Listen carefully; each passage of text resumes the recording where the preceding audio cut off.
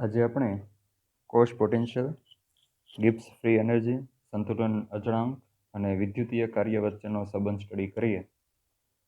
Last સેમેસ્ટરની અંદર ઉષ્માગતિશાસ્ત્ર ચેપ્ટરમાં આપણે 2 ટાઈપના કાર્ય સ્ટડી કરી ગયા. એક યાંત્રિક કાર્ય અને બીજી આપણે વાત કરેલી વિદ્યુતીય કાર્ય. પણ ત્યાં એ ચેપ્ટરની અંદર આપણે યાંત્રિક કાર્યનો સ્ટડી કરેલો ડિટેલમાં. આ ચેપ્ટરની અંદર વિદ્યુતીય કાર્યનો આપણે સ્ટડી કરવાનો હોય છે. કારણ કે જ્યારે કોઈ કોષ કાર્ય કરતો હોય અને કોષની અંદર એક્ઝામ્પલ તરીકે જો આપણે લઈએ તો આપણે ડેનિયલ કોષ સ્ટડી કરી ગયા. ડેનિયલ કોષ જ્યારે કાર્ય કરતો હોય છે ત્યારે કેમિકલ એનર્જીનું વિદ્યુતીય ઉર્જાની અંદર એટલે કે ઇલેક્ટ્રિક એનર્જીની અંદર કન્વર્ઝન થતું હોય છે. તો જ્યારે કોષ દ્વારા અહીંયા કાર્ય થાય છે ત્યારે એક વિદ્યુતીય કાર્ય થાય છે.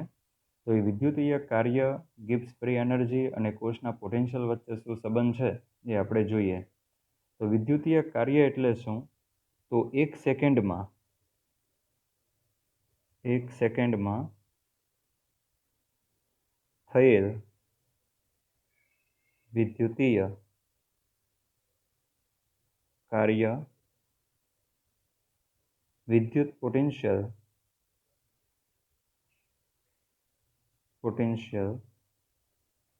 વિદ્યુત પોટેન્શિયલ એટલે આપણે એને સિમ્બોલાઇઝ કરીએ ઈ સેલ. જો પ્રમાણિત કન્ડિશન હોય તો E0 સેલ લેશું. વિદ્યુત પોટેન્શિયલ અથવા વિદ્યુતીય પોટેન્શિયલ અને પસાર થયેલા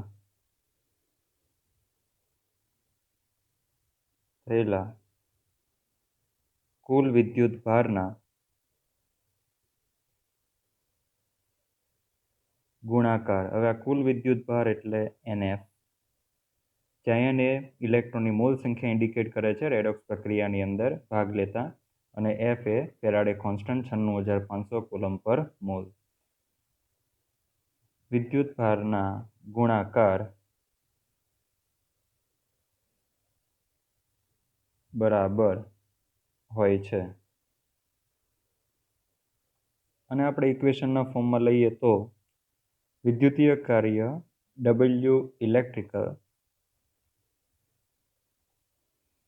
આપણે થર્મોડાયનેમિકમાં યાંત્રિક કાર્યની વાત કરેલી તો ત્યાં આપણે એવું લખતા W મેકેનિકલ, નીચે આપણે યાંત્રિક લખતા હતા. અહીંયા આપણે એક કોષની વાત કરીએ છીએ. કોષ દ્વારા વિદ્યુતીય કાર્ય થાય છે એટલા માટે આપણને એક વિદ્યુતીય કાર્ય મળશે કોષ દ્વારા. સો W electrical is equal to minus NF E cell. આ ઇક્વેશન છે. તમારી ટેક્સ્ટબુકની અંદર આવું ઇક્વેશન આપેલું છે, delta RG is equal to minus NF E cell. આ મુક્ત ઉર્જા સાથે કોષ પોટેન્શિયલનું સંબંધ ધરાવતું સૂત્ર છે. આપણે આ ઇક્વેશન પણ ટેક્સ્ટબુકની અંદર લખી દેવાનું છે. ઘણીવાર વિદ્યુતીય કાર્ય શોધે એવું પણ પૂછે.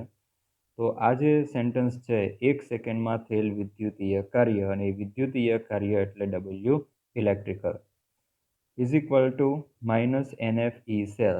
તો વિદ્યુતીય પોટેન્શિયલ એટલે કે E સેલ અને કોષમાંથી પસાર થયેલા કુલ વિદ્યુત ભારનો જથ્થો એટલે કે NF. આ કુલ વિદ્યુત ભારનો જથ્થો એટલે NF, એના ગુણાકાર બરાબર હોય છે. હવે આપણે એ પણ જાણીએ છીએ કે ડેનિયલ કોષની અંદર આપણે ઝિંકનો સળિયો અને કોપરનો સળિયો, આ બંને સળિયાને જ્યારે આપણે જોડ્યા ત્યારે કોષની અંદર ઓક્સિડેશન અને રિડક્શન પ્રક્રિયાઓ આપમેળે શરૂ થવા લાગે છે. તો જ્યારે બંને સળિયાને જોડતા કોષ આપમેળે કાર્ય કરે છે, તો જ્યારે આપમેળે કાર્ય થતું હોય ત્યારે ડેલ્ટા Gનું મૂલ્ય હંમેશા ઋણ હોય છે. ઉષ્માગતિશાસ્ત્રમાં આપણે જ ભણી ગયા બીજા નિયમની અંદર કે આપમેળે થતી પ્રક્રિયા માટે ડેલ્ટા RGનું મૂલ્ય નેગેટિવ હોય છે.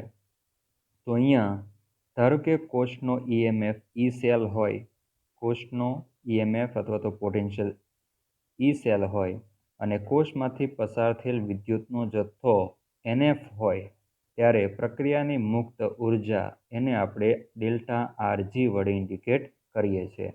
તો અહીંયા કોષ પોટેન્શિયલ અને મુક્ત ઉર્જા વચ્ચે સંબંધ ધરાવતું ઇક્વેશન છે delta RG is equal to minus NF E cell. હવે E સેલ એક ઇન્ટેન્સિવ પ્રોપર્ટીઝ છે. ઉષ્માગતિશાસ્ત્રની અંદર આપણે 2 ટાઈપની પ્રોપર્ટીઝ જોઈ પદાર્થની. એક એક્સટેન્સિવ પ્રોપર્ટીઝ અને બીજી ઇન્ટેન્સિવ પ્રોપર્ટીઝ. તો અહીંયા ઈ સેલ એક ઇન્ટેન્સિવ પ્રોપર્ટીઝ છે, જ્યારે ડેલ્ટા આર જી જે છે એ એક માત્રાત્મક ઉષ્માગતિકીય ગુણધર્મ છે. આપણે બે ટાઈપના ગુણધર્મો જોયેલા, માત્રાત્મક અને વિશિષ્ટ ગુણધર્મ. તો એમાંનું એક માત્રાત્મક પરિબળ છે, મુક્ત ઉર્જા છે, આંતરિક ઉર્જા છે, એન્ટ્રોપી છે. આ બધા માત્રાત્મક ગુણધર્મો છે. પદાર્થનો જથ્થો જો ઇન્ક્રીઝ કરવામાં આવે તો એન્ટ્રોપીનું મૂલ્ય વધે છે. તો એક મુક્ત ઉર્જા પણ માત્રા ઉપર ડિપેન્ડ કરે છે. સો એક માત્રાત્મક ગુણધર્મ અને તેનું મૂલ્ય એન ઉપર આધાર રાખે છે. હવે જો કન્ડિશન પ્રમાણિત હોય તો આપણે આ રીતે પણ લખી શકીએ, delta R G zero is equal to minus N F E zero cell. પ્રમાણિત કન્ડિશન હોય તો પ્રમાણિત કોષ પોટેન્શિયલ આવશે અને સામે એ કોષને રિલેટેડ પ્રમાણિત મુક્ત ઉર્જા.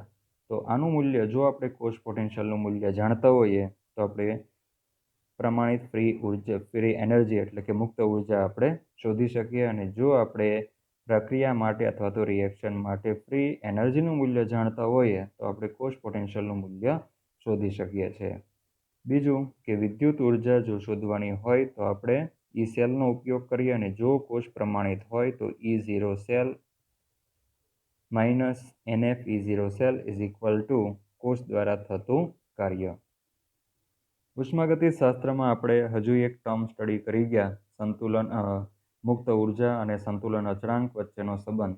તો એમની વચ્ચે સંબંધ ધરાવતું સમીકરણ આ રીતે છે કે delta R G zero is equal to minus R T L N K. તો અહીંયા ખૂબ જ ઇમ્પોર્ટન્ટ ઇક્વેશનો 3 થયા. એક ઇક્વેશન આ છે વિદ્યુતીય ઉર્જાને રિલેટેડ, બીજું જે ઇક્વેશન છે એ મુક્ત ઉર્જા અને કોષ પોટેન્શિયલ, અને ત્રીજું ઇક્વેશન એ મુક્ત ઉર્જા અને સંતુલન અચળાંક વચ્ચેનું સૂત્ર. આ સૂત્ર ઉષ્માગતિશાસ્ત્રની અંદર આપણે ભણી ગયા છીએ, સંતુલન ચેપ્ટરની અંદર પણ સ્ટડી કરી ગયા છીએ. હવે આપણે અહીંયા એવું લખી શકીએ કે delta R G zero is equal to minus R T L N K is equal to, હવે આના બરાબર આપણે ઉપર જાણીએ છીએ minus N F E zero cell, તો એના બરાબર લખીએ minus N F E zero cell. તો જો આપણે ઈ ઝીરો સેલનું મૂલ્ય જાણતા હોઈએ તો આપણે સંતુલન અચળાંકનું મૂલ્ય શોધી શકીએ, અને સંતુલન અચળાંકનું મૂલ્ય જો આપણે જાણીએ તો આપણે મુક્ત ઉર્જાનું મૂલ્ય શોધી શકીએ. તો હવે આપણે એને રિલેટેડ દાખલા સ્ટડી કરીએ. દાખલો છે નંબર 1. વિદ્યુત રાસાયણિક કોષમાં એક વિદ્યુત રાસાયણિક કોષમાં નીચે મુજબની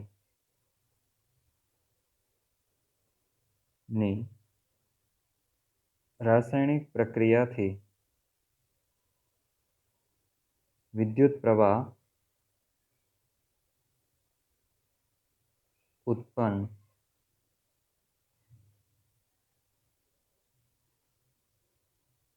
થાય છે. રિએક્શન છે Fe solid plus Cu plus 2 aqueous. It gives to Fe plus 2 aqueous plus Cu solid. જો પ્રમાણિત વિદ્યુત રાસાયણિક કોષમાંથી 0.85 ફેરાડે વિદ્યુત પ્રાપ્ત કરવામાં આવે તો તેનાથી કેટલું મહત્તમ કાર્ય થઈ શકે? આ કોષનો પ્રમાણિત પોટેન્શિયલ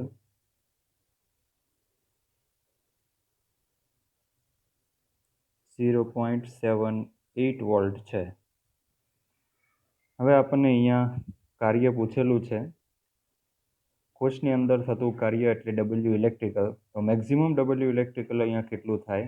આપણે આગળ એનું સૂત્ર સ્ટડી કરી ગયા. W electrical is equal to minus NF/E0 cell. તો અહીંયા મહત્તમ વિદ્યુત કાર્ય, કોષ દ્વારા થતું મહત્તમ વિદ્યુત કાર્ય W electrical is equal to delta G0 is equal to minus NF/E0 cell. So now here is equal to W electrical is equal to minus N. N એટલે શું? વિદ્યુતનો જથ્થો. તો અહીંયા લખેલું છે, જો પ્રમાણિત વિદ્યુત રાસાયણિક કોષમાંથી 0.85 ફેરાડે, તો N is equal to 0.85 Faraday. Faraday constant F 96,500, એને ગુણ્યા E0 સેલનું મૂલ્ય. કોષનો પ્રમાણિત કોષ પોટેન્શિયલ છે 0.78 વોલ્ટ, તો 0.78 volt. Now is equal two, આનું કેલ્ક્યુલેશન કરશો, -63,979.50 કુલમ વોલ્ટ થશે. ઓકે, સો ફેરાડે છે એનો એકમ કુલમ છે અને આનો એકમ છે વોલ્ટ. તો યુનિટ થશે coulomb into volt. Is equal two -6.398 into 10⁴ joule કરી દઈએ. કુલમ ઇન્ટુ વોલ્ટ એને જૂલમાં કન્વર્ટ કરી દીધું, કારણ કે જાણીએ છીએ 1 coulomb into volt is equal two 1 joule. તો જૂલ એક ઉર્જાનો એકમ છે, કાર્યનો એકમ છે, અને આપણને શોધવાનું કીધું છે કાર્ય. તો આ રીતે આપણે વિદ્યુતીય કાર્ય શોધી શકીએ જ્યારે કોઈ કોષનો પ્રમાણિત કોષ પોટેન્શિયલ આપેલો હોય ને એમાંથી પસાર થતો વિદ્યુતનો જથ્થો જો જાણતા હોઈએ તો. સેકન્ડ ન્યુમેરિકલ લઈએ. 298 કેલ્વિન તાપમાને ડેનિયલ કોષ માટે, ડેનિયલ કોષ, હવે ડેનિયલ કોષ કહે એટલે આપણને ખ્યાલ આવી જવો જોઈએ કે ઝિંક અને કોપર વિદ્યુત ધ્રુવથી બનતો કોષ. ડેનિયલ કોષ માટે નીચે આપેલી તેની પ્રક્રિયાનો સંતુલન અચળાંક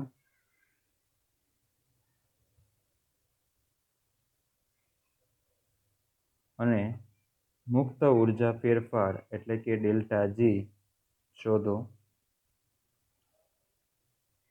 રિએક્શન છે, રિએક્શન ઓલરેડી આપણે જાણીએ છીએ. Zn solid plus Cu+2 aqueous reversible Zn+2 aqueous plus Cu solid. And here F is equal to 96500 coulomb. કોષ માટેનો પોટેન્શિયલ છે. Now here E0 cell is equal to, રકમમાં જ આપ્યું છે, ના આપ્યું હોય તો આપણને ખ્યાલ જ છે, ડેનિયલ કોષ માટે પ્રમાણિત કોષ પોટેન્શિયલ 1.1 વોલ્ટ. હવે આ રિએક્શન માટે we know that here N is equal to 2. Now delta G0 is equal to minus NF/E0 cell is equal to minus RT ln K is equal to minus 2.303 RT log K. So here log K is equal to NF/E0 cell upon 2.303 into RT. log K એટલે કે અહીંયા આપણે આને ધ્યાનમાં લીધું છે અને આને, આ બેને. ઓકે, આમાંથી log K ને કરતા બનાવી દીધું. 2.303 RT ને છેદમાં જવા દીધું અને બંને બાજુ માઇનસ છે, માઇનસ નીકળી જશે. સાદુરૂપ આપીએ, કેલ્ક્યુલેશન કરીએ. Now log k is equal to એનનું મૂલ્ય છે 2 ગુણ્યા ફેરાડે કોન્સ્ટન્ટ છે 96,500 એને ગુણ્યા E0 સેલનું મૂલ્ય 1.1 volt upon 2.303 into R 8.314 temperature છે 298 kelvin. So is equal to 37.2074 value આવશે log k ની. So now here k is equal to log આ બાજુ જશે, એન્ટીલોગ થશે. વેલ્યુ કાઢવી, કેલ્ક્યુલેશન જાતે કરવું, પ્રયત્ન કરવો. 1.61 ઇન્ટુ 10 અને સ્પ્લિટ કરી દો 37 સ્પ્લિટ કરવાની જરૂર, સ્પ્લિટ કરીને તમે એનું સીધું 37 છે તો 10⁻³ અને પાછળનું જે બાકી રહે છે એનો એન્ટીલોગ લઈ લો. નાવ અહીંયા આપણે સંતુલન અચળાંક કેનું મૂલ્ય લઈ આવ્યા. હવે આપણને શું શોધવાનું કીધું છે? સંતુલન અચળાંક શોધો અને ડેલ્ટા જીનું મૂલ્ય શોધો. સંતુલન અચળાંક મળે તો એના પરથી આપણે ડેલ્ટા જીનું મૂલ્ય મેળવી શકીએ, કારણ કે આપણે જાણીએ છીએ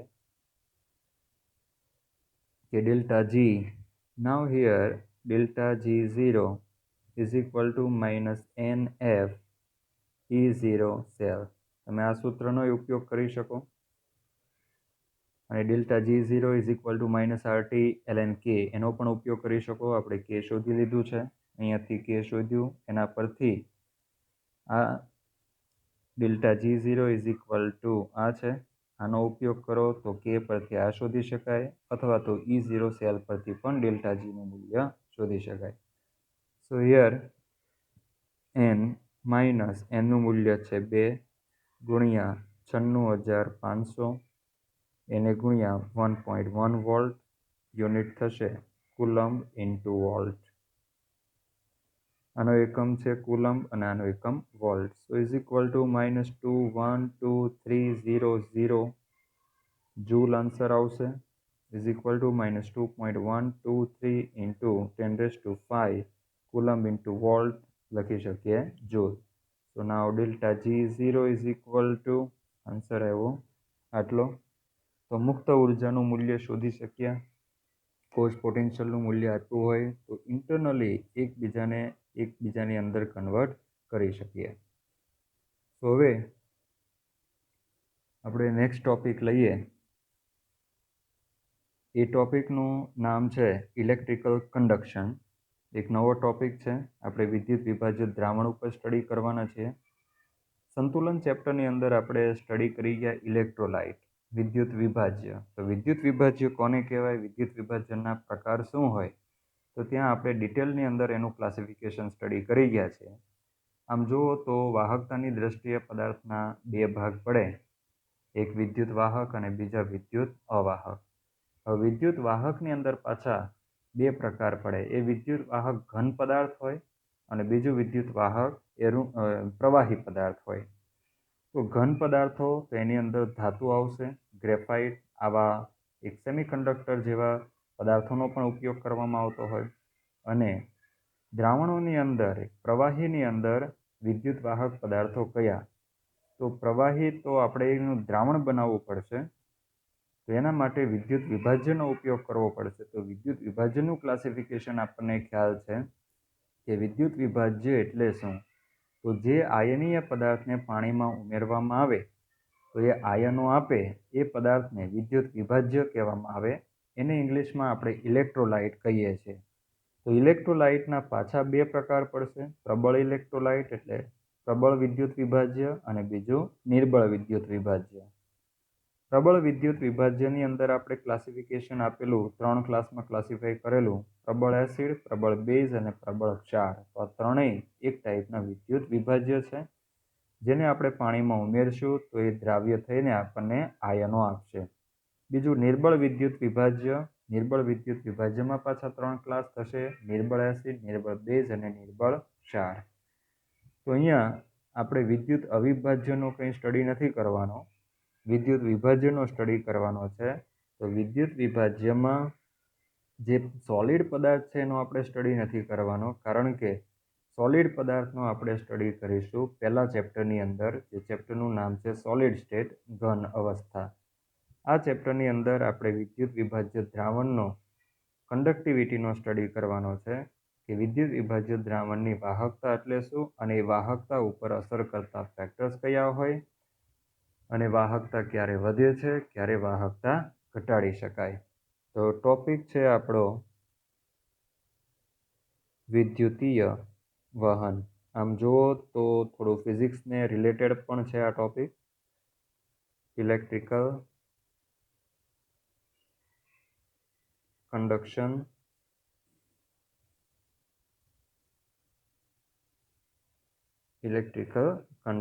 વિદ્યુતીય વહન.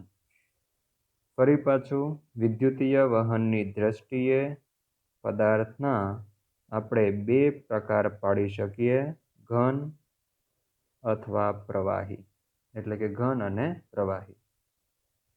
ઘન અને પ્રવાહી પદાર્થો કે જે વિદ્યુત પ્રવાહનું વહન કરે તેવા પદાર્થોને વાહક પદાર્થો કહેવામાં આવે, અને એવા ઘન અને પ્રવાહી પદાર્થો કે જે વિદ્યુતનું વહન ન કરતા હોય તેને અવાહક કહેવામાં આવે. તો અહીંયા બે પ્રકાર પડે.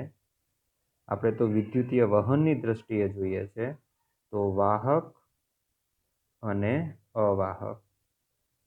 વિદ્યુતીય વાહનની દ્રષ્ટિએ જોઈએ છે તો આપણે ઘન અને પ્રવાહી તરીકે એવા પદાર્થોનો સ્ટડી કરવાનો છે કે જે વિદ્યુતીય વાહક તરીકે વર્તા હોય. સામાન્ય રીતે હવે આ જે વાહક છે, તો વાહકની અંદર ફરી પાછા બે પ્રકારના પદાર્થો થાય, ધાત્વિક વાહકો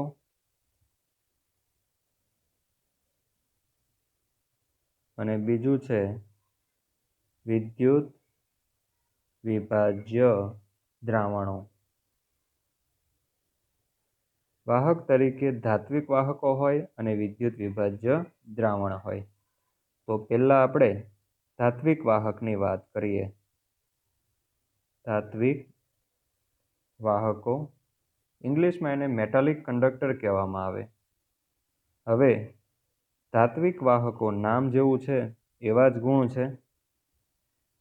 દરેક ધાતુ વિદ્યુતની વાહક હોય જ છે વધતા ઓછા પ્રમાણમાં, અને ધાતુ ન હોય એવા પદાર્થો, ગ્રેફાઇટ જેવા પદાર્થો પણ વિદ્યુતના વાહક હોય છે. તો ધાતુઓ આની અંદર એક્ઝામ્પલ તરીકે શું આવશે? ધાતુઓ અને મિશ્ર ધાતુઓ એ વિદ્યુત વાહક પદાર્થો છે. આમાં વિદ્યુતનું વહન ધાતુ પરમાણુની બાહ્ય કક્ષામાં રહેલા મુક્ત ઇલેક્ટ્રોનને લીધે થતું હોય છે. વિદ્યુતનું વહન કોને લીધે થતું હોય છે? મુક્ત ઇલેક્ટ્રોનને લીધે. ધાતુનું કેન્દ્ર હોય, આ એની પહેલી કક્ષા, એની બીજી, એની ત્રીજી. માની લો કે આ વેલેન્સ ઓર્બિટ છે, n = સપોઝ હિયર 1, 2 અને 3. આની અંદર બાહ્ય કક્ષાના ઇલેક્ટ્રોન કે જેને આપણે મુક્ત ઇલેક્ટ્રોન કહીએ છીએ. તો આ મુક્ત ઇલેક્ટ્રોનને લીધે ધાતુમાં વિદ્યુતનું વહન થતું હોય છે. આપણે 11મા ધોરણમાં એસ વિભાગના ચેપ્ટરની અંદર સ્ટડી કરી ગયા છીએ. ડિલોકેલાઇઝ્ડ ઇલેક્ટ્રોન, ફ્રી ઇલેક્ટ્રોનને લીધે ધાતુઓ વિદ્યુતની વાહક હોય છે. હવે જ્યારે ધાતુની અંદર વિદ્યુતનું વહન થતું હોય છે ત્યારે તેના રાસાયણિક ગુણધર્મોમાં બરાબર ધ્યાનથી સ્ટડી કરવું, સમજવું, કારણ કે આમાંથી 2-3 એક્ઝામની અંદર MCQ બોર્ડની અંદર પૂછાઈ ગયેલા છે. રાસાયણિક ગુણધર્મમાં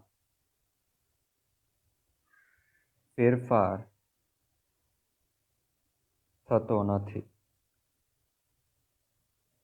જ્યારે આ ટાઈપના ધાત્વિક વાહકોની અંદર વિદ્યુત પ્રવાહનું વહન થતું હોય ત્યારે તેના રાસાયણિક ગુણધર્મમાં કોઈ ફેરફાર થતો નથી. જો રાસાયણિક ગુણધર્મમાં ફેરફાર થાય તો એ ધાતુ પછી માની લો કે એલ્યુમિનિયમ હોય ને એમાંથી વિદ્યુત પ્રવાહનું વહન કરીએ અને એના રાસાયણિક ગુણધર્મ જો બદલાઈ જતા હોય તો હવે એલ્યુમિનિયમ નહીં રહે.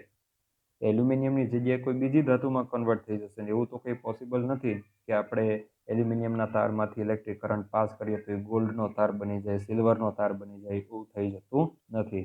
એટલે રાસાયણિક ગુણધર્મમાં કોઈ ફેરફાર થતો નથી, પરંતુ તેના ભૌતિક ગુણધર્મમાં ફેરફાર થાય છે.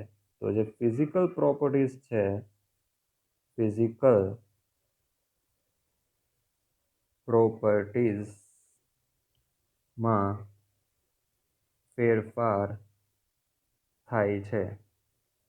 કયા ફિઝિકલ પ્રોપર્ટીઝ? તો એનું ટેમ્પરેચર છે, એની ડેન્સિટી છે, આવા જે ફિઝિકલ પ્રોપર્ટીઝ છે એની અંદર ફેરફાર થશે.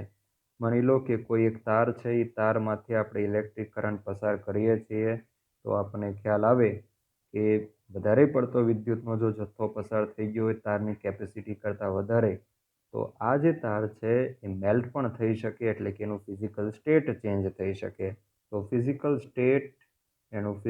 સ્ટેટમાં પણ ફેરફાર થઈ શકે. જો સોલિડ હોય તો એ સોલિડનું લિક્વિડની અંદર કન્વર્ઝન પણ થઈ શકે.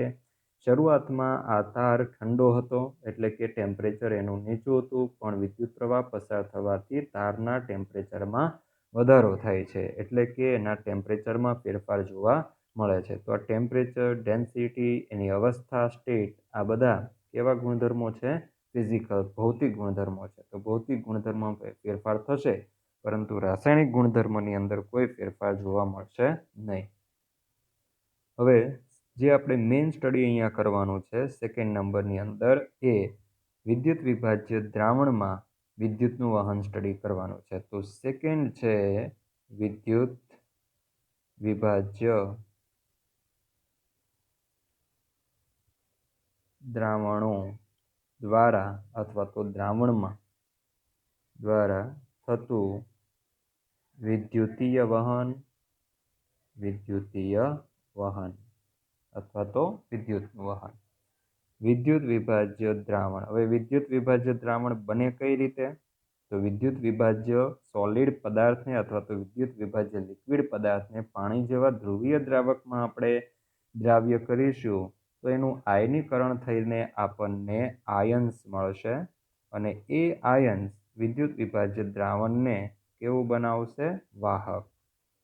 હવે આપણે 11મા ધોરણમાં સ્ટડી કરી ગયા કે કોઈ પણ પદાર્થ હોય, એ ઘન પદાર્થ હોય અથવા તો એ પ્રવાહી પદાર્થ હોય, એ વિદ્યુતનું વહન ક્યારે કરે? તો કાં તો એની અંદર મુક્ત ઇલેક્ટ્રોન હોવા જોઈએ, કાં તો ફ્રી ઇલેક્ટ્રોન હોય, કાં તો તેની અંદર મુક્ત આયનો હોય. કાં તો મુક્ત આયનો હોય, કાં તો મુક્ત ઇલેક્ટ્રોન હોય, તો એ પદાર્થ વિદ્યુતનું કેવું બનશે? વાહક બનશે. આપણે જાણીએ છીએ ગ્રેફાઇટ જો વિદ્યુત વાહક પદાર્થ હોય કે પછી ધાતુઓ હોય, એની અંદર ફ્રી ઇલેક્ટ્રોન હોય છે, એટલા માટે વિદ્યુતના વાહક હોય છે. જ્યારે વિદ્યુત વિભાજ્ય દ્રાવણ જે છે, વિદ્યુત વિભાજ્ય દ્રાવણ એની અંદર મુક્ત આયનો હોય છે, મુક્ત આયન હોવાને લીધે એ વાહક તરીકે વર્તશે. તો વિદ્યુત વિભાજ્ય એટલે શું? વિદ્યુત વિભાજ્ય દ્રાવણ શું? આપણે સંતુલન ચેપ્ટરમાં ડિટેલમાં ડિસ્કસ કરી ગયા છીએ. તો ફરીવાર કે જે પદાર્થો પાણીમાં આયનીકરણ દ્વારા આયનો મુક્ત કરે તે પદાર્થોને વિદ્યુત વિભાજ્ય પદાર્થો કહેવામાં આવે છે, અને આવા પદાર્થના દ્રાવણોને વિદ્યુત વિભાજ્ય દ્રાવણો કહેવામાં આવે છે. તો કયા કયા વિદ્યુત વિભાજ્યો છે? એસિડ, બેઝ તેમજ ક્ષારના જલીય દ્રાવણોમાં વિદ્યુત પ્રવાહ પસાર કરવાથી તેમાં આયનો દ્વારા વિદ્યુતનું વહન થાય છે.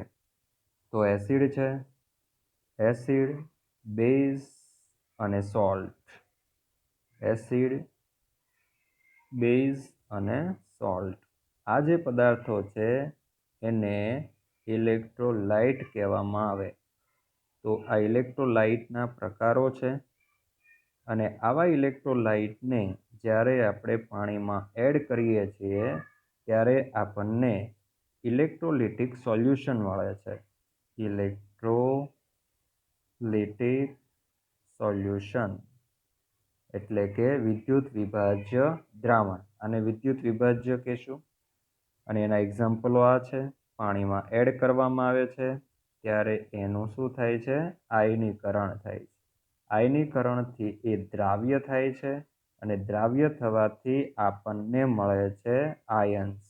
તો આવા આયન્સ ધરાવતા દ્રાવણને વિદ્યુત વિભાજ્ય દ્રાવણ કહેવામાં આવે છે. અને આવું દ્રાવણ એમાં રહેલા ફ્રી આયનને લીધે વિદ્યુતનું કેવું હોય છે? વાહક હોય છે. ઓકે, હવે આટલું આપણે સ્ટડી કરી ગયા, બાકીનું આપણે નેક્સ્ટ ટાઈમ સ્ટડી કરીએ.